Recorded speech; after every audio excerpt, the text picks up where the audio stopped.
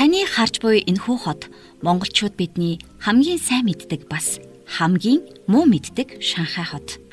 Энэхүү хот нь 24.9 сая хүн амтай гэсэн тоогоор Хятад улсдаа номер 1. Харин дэлхийн хамгийн хүнтэй хотын 3-т бичигддэг. Ер нь Хятад орон өөрөө монголчууд бидний хамгийн сайн мэддэг мөртлөө бас хамгийн муу мэддэг улс гэхэд хэлэлцэхгүй. Түүхийн бүхэл үеийн туршид нүүдэлчид тэдэнтэй ямагт хөрш оршин хин хинийгээ эзлэхдээ эзлэж ялагдахтаа ялагдаж ирсэн мөнхийн хөрш. Сүүлийн жилүүдэд эдийн засгийн хөгжлөөрөө дэлхийд тэргүүлэгч орнуудын эхний хоёрт бичигдэх тус улсын хөгжил гарцаагүй шинэ шатанд гарсан байна. Нэг үгээр бол бидний өмнө нь мэддэг байсан Хятадын хотууд огт өөр цоо шин бараг танигдахааргүй болсон нь Шанхай хотын жишээ. Шанхай хот нь бүгд найрамдах Хятад ард улсын засгийн газрын шууд харьяа 4 хотын нэг. Хятадын хөх мөрний адагт байрладаг энэ метрополис хот нь эдийн засаг санхүүгийн чадамж, өндөр барилга, өрөнд орны соёлыг хослуулан шингээснээрээ дэлхийд гайхагддаг. Өдгөө Шанхай хотын иргэдийн дундаж наслалт 83 бас 16 дүүрэг 4 тосгон 205 хорооноос бүрдэнэ. Анх загсны аж ахуй давууны үйлдвэрлэл явуулдаг байсан нэгэн тосгон Хятадын хамгийн том эдийн засагтай хот болон гялалзан дэлхийн санхүүгийн томоохон төвүүд, банкуд, даатгалын корпорациуд, хөрөнгө оруулалтын компаниудын төвлөрөгцийг болсон юм. Хуучны Европ маягийн байшингуудын дунд тэнгэр багандсан шилэн цамхагууд зэрэгцэн оршино. Өнгөрсөн ба ирээдүйн нэг дороршоос гадна цэвэр агаар, ухаалаг төлөвлөгдсөн явган хүний замууд, ногоон байгууламж, хотын төвийн байгалийн парк, нуур, ойтой зэрэгцэж амьдрах боломж зэрэг Шанхай хотын нэрийн хуудас болсон байна. Энэ бол 1990 оноос хойш асар хурдацтай хөгжиж чадсан Шанхай хотын хөгжлийн загвар буюу хөрш айлын атаархмаар төв.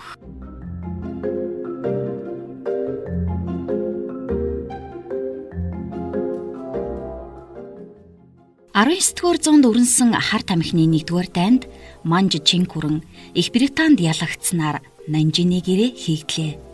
Үүний үр дүнд Шанхай бомбд нээлттэй болж гадаад худалдаачдад үе таалгаа нээснээр олон орны худалдаачид, элч төлөөлөгчид соёл иргэншлийн давалгаа Шанхай хот руу зотхов. Энэ нь тус хотын ирээдүйн хөгжлийг тодорхойлсон хамгийн чухал үндэс суурь болсон юм. Ингээд Британи, Франц, Америк, Япон зэрэг гүрнүүд Шанхайд өөрсдийн түрээсийн бүсийг байгуулж, барууны архитектур, соёл, хоол хүнс бүх зүйл нэг дор цугларсан холимог соёлын төв болсноор дорн дахны Парис хэмээх нэрийг авч байлаа.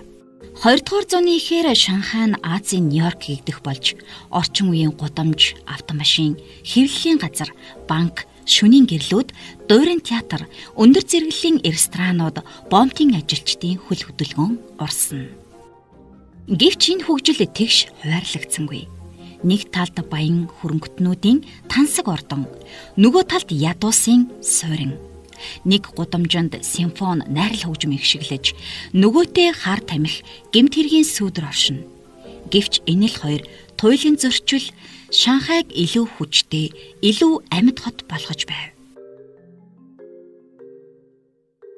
Удалгүй Япончуудын эзлэн түрэмгийлэл дэлхийн 2 дугаар дан, Хятадын иргэний дан, коммунист дэглэм зэрэг онжилүүдтэй нүүр тулсаар 1980 онд цоо шин эрен үедээ золгосон байдаг.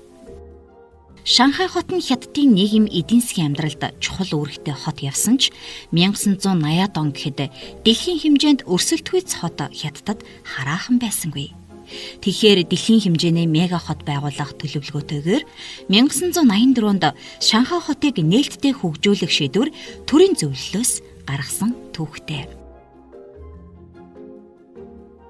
Өөрөөр хэлбэл Шанхайг 2 дахь Хонконг болгохоор итгэл төгс шийдвэрлсэний нэг үндэс нь тэртээ 1978 оноос эхэлсэн өөрчлөлт шинжилэлтийн бодлого амжилт олсон явдал байлаа. Улмаар 1990 онд хот доторх нээлттэй бүс зарлаж Шанхай хотын Пүдүн дүүргийг тодруулан худалдаа, эдийн засгийн уян хатан хөнгөлөлттэй бодлого хэрэгжүүлсэн байна. Анхандаа Пүдүн дүүрэг нь бол шавар зам, ногоон талбай, намхан байшинтай жирийн нэг дүүрэг байсан ч хэдхэн 10 жилийн дотор тэнд тэнгэр багцсан цамхагууд сүмдэрлэж, дэлхийн том корпорациуд төвөө байгуулж, асар том метроны сүлжээ татагдав. Юун түрүүнд валютын нөөцөө нэмэгдүүлэх зорилгоор экспортыг дэмжих болж, түүнийг хэрэгжүүлэх арга зам нь технологийн шинжилэл, гадаадын дэвшилтэд техник, тоног төхөөрөмж, хөрөнгө оруулалт байсан байлаа. Үүнийгээ татварын хөнгөлөлт гэх мэт олон урамшуулалт, уян хатан бодлогоор тууштай хэрэгжүүлсний хүчинд өдгөө Хятадын гадаад худалдааны 6/1-ийг эзэлдэг гадаад дотоодын худалдааны хэмжээгээр нэгд орох санхүү аж үйлдвэрийн төв хот болсон байна. Өдгөө Пүдүн дүүргийн олон улсын санхүү худалдааны бүсэд байрладаг Шанхай цамхаг нь Хятадын хамгийн өндөр барилга бөгөөд дэлхийд өндрөөрөө 3-т ирэмблэгддэг. Барилгын өндөр 632 м, 127 давхар. Шанхай хотыг бүхэлд нь буюу 360 градусаар ажиглах боломжтой танхим 118 давхарт нь байрладаг. Энэхүү барилгыг сөндөрлүүлэхэд нэг ширхэгч мод ороогүй. Доторх тавилга, тогтчуулалтад ч мод үгүй. Галын аюулаас сэргийлэх үүднээс бүх тогтчлтыг нь ган төмөр, алт, мөнгө, үнэт чулуугаар хийсэн онцлогтой. Гэхдээ мегаполис хот болгонд асуудал байдаг. Шанхай шиг нүргэнт нүсэр хотын хамгийн тулгамдсан нь эрчим хүчний хангамж, агаарын бохирдол, хог хаягдлын асуудал байлаа. Одоогийн байдлаар Шанхай хот цахилгааны ихэнхийг нүүрсээр ажилдаг цахилгаан станцууд болон байгалийн станцууд хангадаг. Үүнээс гадна нарны эрчим хүчийг өргөнөөр ашиглаж, барилга үйлдвэрүүд дээр нарны хавтангуудыг суйрлуулж байна. Шанхай хотын дулааны цахилгаан станцуудыг бохирдол багтай өндөр уур ашигтай төхөөрөмжүүдээр шинжлэх ажлууд одоо хүртэл явагдаж байгаа бөгөөд энэхүү цахилгаан станц нь дэлхийн хамгийн өндөр уур ашигтай дулааны станцын нэгт тооцогддог. Үүнээс гадна салхины эрчим хүчийг мөн хөгжүүлж байгаа ч хотын төвд орших тул их хвчлэн хотын гадна байрлуулсан салхин сэнсүүдээр дамжуулан нийлүүлдэг. Ингээд эдийн засгийн хөгжил, эрчим хүчний хангамж, байгаль орчин, оршин суугчдын эрүүл мэнд гэсэн гинжин асуудлыг цогцоор нь шийдвэрлэхээр судалгаа хийж, эрчим хүчийг хэмнэж үр ашигтай зарцуулах, сэргээгдэх эрчим хүчний их үүсвэрийг нэмэх, баруун бүсийн байгалийн ашиглалтыг дэмжих зэрэгээр янз бүрийн хөтөлбөр боловсруулан хэрэгжүүлж ажилласан байна. Өдгөө Шанхай хот нийт эдийн засгийн 70%-ийг санхүү, үл хөдлөх технологи зэрэгтэй холбоотой үйлчилгээний салбар эзэлдэг. Шанхайн хөрөнгийн бирж нь 8.80 ам долларын үнэлгээ бүхий дэлхийн хамгийн том хөрөнгийн биржийн нэг. Мөн энэ хот нь хөрөнгө оруулалтын таатай орчин, хөрөнгө оруулалтыг дэмжих бодлогоор алдартай бөгөөд жил бүр 20 гаруй тэрбум ам долларын гадаадын шууд хөрөнгө оруулалтыг татдаг. Нийт 750 гаруй олон улсын томоохон компани Шанхайд төв болон бүсийн офис байгуулж ажиллаулдаг. Шанхай хотын нийтийн тээврийн хөгжил нь дэлхийд тэргүүлэх зэрэглэлд ордог байна. Шанхай хотын метроны сүлжээ нь 19 шугамтай, 800 гаруй км урт замтай, өдөрт дунджаар 10 сая орчим зорчигч тээвэрлэдэг байна. Шанхай хотын Маглиав хурдны галт тэрэг нь дэлхийд хамгийн хурданд тооцогддог бөгөөд Шанхайн Пудон олон улсын нисэх онгоцны буудлыг хотын төвтэй холбож 30 км замыг 7 минутад буюу 431 км цаг хурдтайгаар туулдгаараа алдартай. Шанхай хотын газар зүйн ашигтай байршил нь худалдааны тун чухал зангилаа болоход нөлөөлсөн гэж үздэг. Дорны далайн сууд гэж нэрлэгддэг Шанхай хот тэнд очсон хэн бүхний харааг булаах сонин гоё үзүүштэй газруудаар арвин. Үүнээс гадна Шанхай зөвхөн Хятадын биш, дэлхийн эдийн засаг, соёл, технологийн төв. Жилд хэдэн их 80 юаны эдийн засаг энд эргэлдэж, дэлхийн хамгийн их ачаалалтай бомбд болсоор байна. Уг хот нь өдгөө дэлхийн худалдаа арилжаа санхүүгийн чухал төв болсноор дэлхийн толгой баячууд энэ хотод ирж бизнесээ өргөжүүлэх сонирхолтой. Нин тэргуунд эрдэмтэн судлаач нарын баг гаргаж маш сайн төлөвлөлт боловсруулсан. Улмаар ирээдүйд Шанхай ийм болно гэсэн 4 давхар загвар төв үзэгслэн музейн танхим нээсэн байна. Үүнээс гадна бүрэн ухаалаг хот болсныг дурдах хэрэгтэй. Энэ бүх зүйл дижитал бөгөөд төлбөр, тээвэр, үйлчилгээ бүр хог хаягдлын систем хүртэл автоматжсан. Технологиос гадна соёл урлагийн амьдрал Шанхайг амьсгалж буй мэд болгож өгдөг. Арт галерейн үзэгслэн, олон улсын кино наадам, дэлхийн хэмжээний концертууд бүгд энд зохиогдно. Шанхайд удахгүй 180 давхарныг 120 давхар 17 буюу тэнгэр багандсан нийт 18 барилга сүндэрлэнгийнх тооцоолол бий. Нэг хороололд зэрэгцээ сүндэрлэх эдгээр барилгыг энэ ондоо багтааж ашиглалтанд оруулах юм. Үүнээс гадна дээр дурдсан дахин төлөвлөлтийн хүрээнд Шанхайг тойрсон дагуул 5 хотыг удахгүй байгуулах нь. Эдгээр хот нь түүх соёлын аялал жуулчлалын, шоу цэнгэний, технологийн, арилжаа худалдааны, Английн колони байсан үеийн хэв загварыг хадгалсан гэд өөр өөрийн онцлогтой байгаж.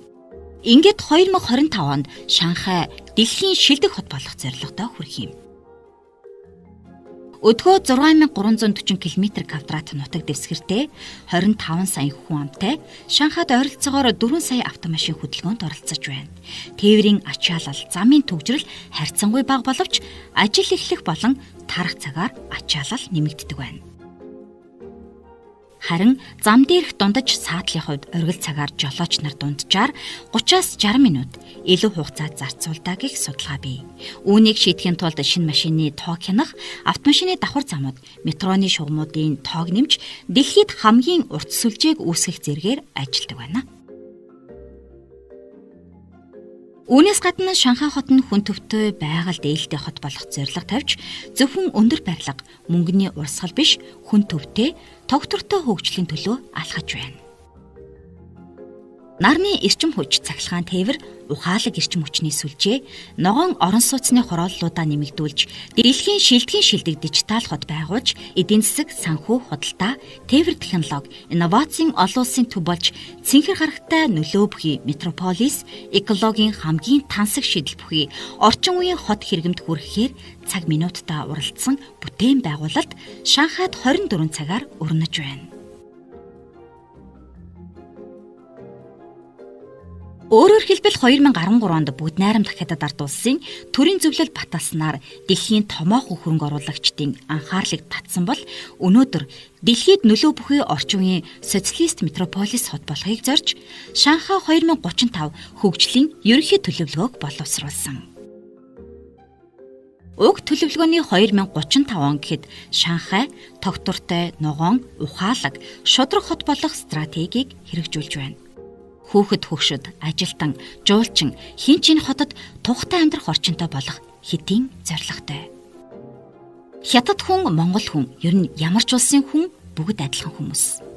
Гагцхүү хөдөлмөрч байдал, стратегийн байршил, урт хугацааны төлөвлөлт, улс төр, эдийн засгийн оновчтой бодлого бүх зүйлийн ялгааг гаргасан. Өөрөөр хэлбэл хот төлөвлөлт төрийн бодлого хоёрыг хослуулан тууштай удирдах гадаадын компаниудад татврын хөнгөлөлт, лицензийн уян хатан нөхцөл санал болохоос гадна орон нутгаас ирсэн иргэдийн урсгалыг хянах, хотын утаа, төгжрлийг бууруулах зэрэг бодлогуудыг эрт хэрэгжүүлсэн нь хотын хөгжлийн загвар болдгийм байна гэдгийг харуулсан билээ.